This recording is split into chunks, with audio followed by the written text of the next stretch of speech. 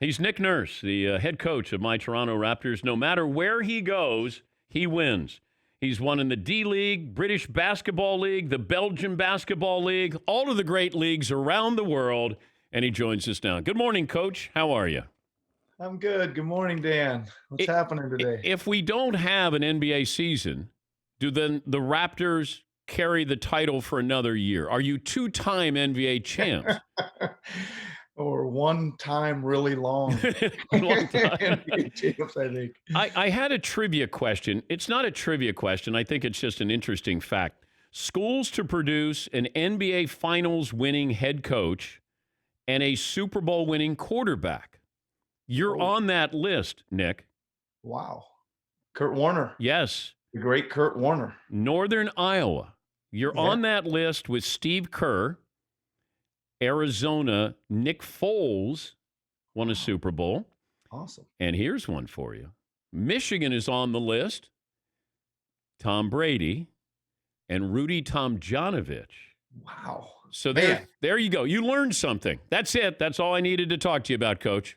that is five really cool names to be associated with. That's awesome. That's awesome. How often do you stay in touch with your players? Um, Not that often, to be honest. We've had a few um Zoom calls. We've certainly got somebody from our training staff in touch with them almost every day, every other day. Assistant coaches every 3 or 4 days just to check in. What did you make of Shaquille O'Neal saying they should scrap the season altogether? Um, well, that's a school of thought, I guess. I mean, it's been 2 months now. I think the time is on our side. The longer we go and get things out, push things out, the safer things are going to be. But I also think that we've put in a lot of work this year. We've only got, what, we played 62 games or something like that. We've almost got it done. So crowning a champion, if it's possible and if it's safe, I think we should still strive for that for sure. Have you heard a plan that you think would work? Well, I'm only hearing, the same plans you guys are hearing. And I think that getting it done and getting the competition on, I think for everybody's general psyche, I mean, fans, no fans, just getting something on TV and some competition that the world, not only this country but globally can tune in and watch, I think would be great for everybody. What would we hear if there were no fans and we're watching an NBA game? Yeah, I think you're going to hear a lot. Well, I think a lot of us would have to adjust our our normal in-game routine, whatever that is. But Well, wait. you probably hear a lot. How colorful is your language during a game? Much more colorful than my mother would hope it would be. Let's put it that way. I hate to admit that, but I'd like to cut back on it someday, and maybe someday I will. Does it ever help when a coach yells at a player? Oh, for sure. But can't you get that? The message I get to my kids, the lower my voice, the more impact I have. And whenever a coach used to yell at me, I just tune him out after a while. Yeah, for sure. I don't think you can do it very constantly. I think, ever, you say ever. Yeah, it does sometimes. I don't make a habit of yelling at the players at all. And rarely, I think you're probably looking at a half dozen times for a season, maybe, and maybe less than that for brief moments in a film room or something. Is a I would player say allowed to yell back? for sure, for sure, man. We're grown men here. We're having a discussion. Did you ever Everybody yell at everybody's participating sometimes. Did you ever yell at Kawhi? Uh, I don't think so. I don't think so. I did have some, yeah, I mean, yeah, maybe one or two times in a film session.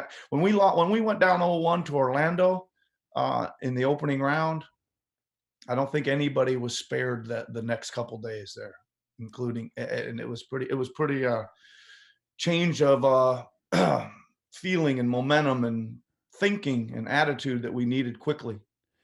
It's hard to envision you mad. Like you seem chill. Well, I think a lot of us are chilled and very nice, but when the competition starts, you're competing, and it's tough out there. I think it's one of the things we see in the Last Dance stuff, man. When it's the heat of the battle, we're seeing some guys that are anything to win and physical and knocking people around and and whatever it takes, you know. But I know you're a Chicago fan. How big a Jordan fan were you?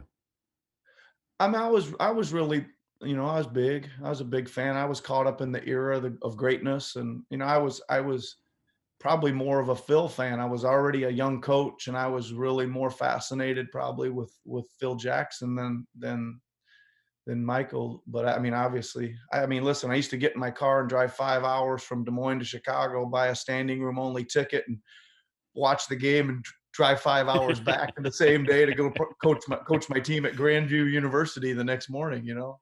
But you're trying. I know that it was acceptable back then, admired back then.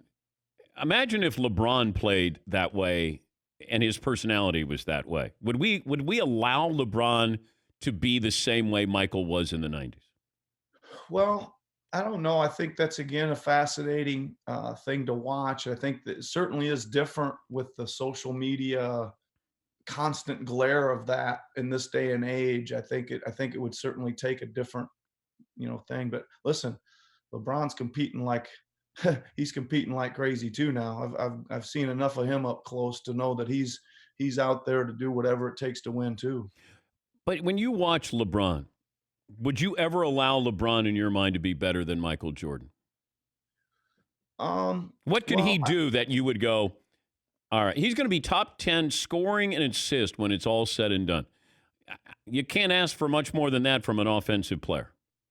yeah, he's incredible, Dan. I think that the only thing I can say is this is, tried to come up with game plans to stop him over and over, and haven't haven't really been very successful. He's seen it all. He knows how to adjust to everything.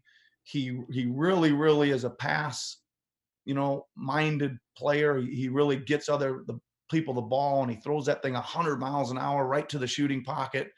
He makes the reads. He doesn't get rattled very often. He's got a lot of things that make him really tough to But stop. who has a bigger impact on the game 10 or 15 years from now, LeBron or Steph Curry? Well, I think they both have a huge impact. I think what Steph has done, as far as shooting from 30 feet or 35 feet or whatever, has changed all over the world. I think little kids all over the world are bombing from, the 3-point line, but they say forget about the 3-point line. Let's back up another 10 feet and shoot too, because this guy does it, and they emulate him, and the freedom that Steve Kerr's given him, and he's created, and the skill and all that stuff has certainly changed the game a lot. I think. But we can't be like Mike, Nick. We can't be like LeBron.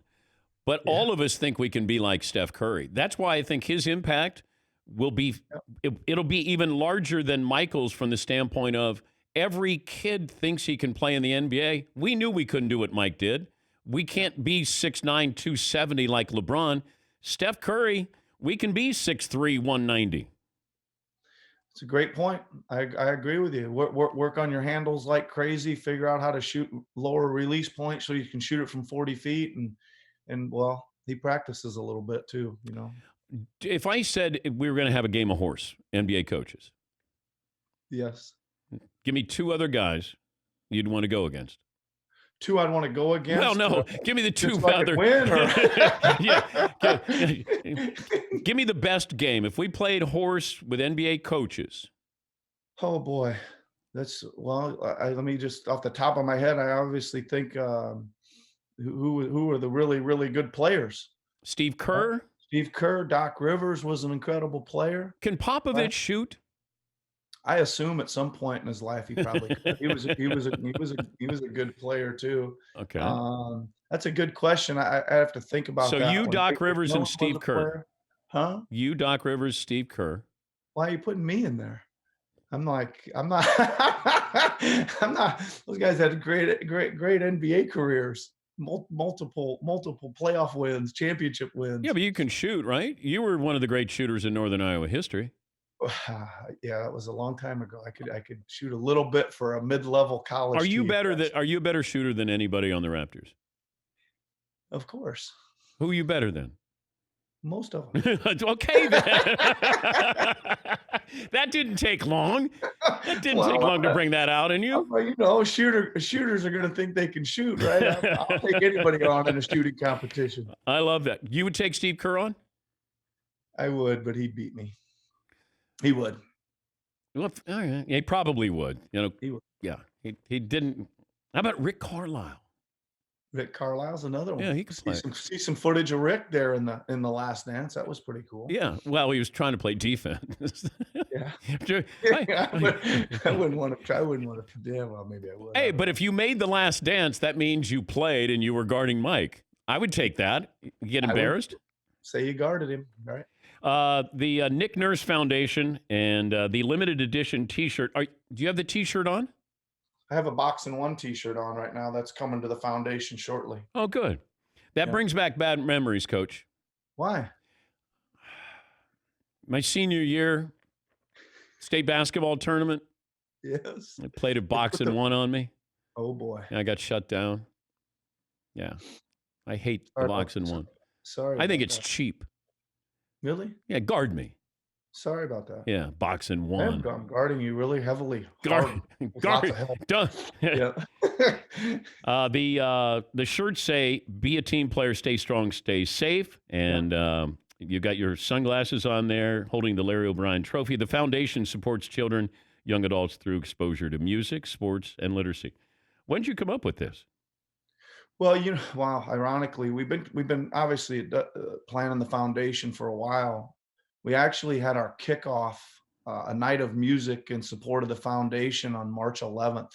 We literally were wrapping it up when the news of Rudy Gobert came out. Yeah. Like we were all there. I went straight to the hospital to get tested right from that event. So we just kicked it off, and we're just trying to the COVID-19 has changed things a little bit, so we're trying to figure out a way to support some kids through this and raise some money and that kind of stuff. What's the official website? Is it just Nick Nurse Foundation, or do you have a website? Yeah, nicknursefoundation.org. Yeah. Awesome. Good to talk to you. I'm going to see if I can set up this horse game with you and some of these other coaches here. Okay, I'll be there. I like it. Thank you, Coach. Great to talk to you again. Thanks, Dan. That's Nick Nurse of my Toronto Raptors.